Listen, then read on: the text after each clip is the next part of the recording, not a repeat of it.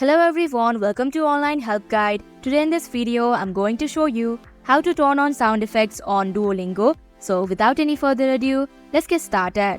So if you turn on the sound effects on this app, then you will be able to hear the default sound of Duolingo while using it. Now in order to do so, first of all open Duolingo application. Here go to your profile in the bottom section of your screen. Click on the settings icon in the top right corner.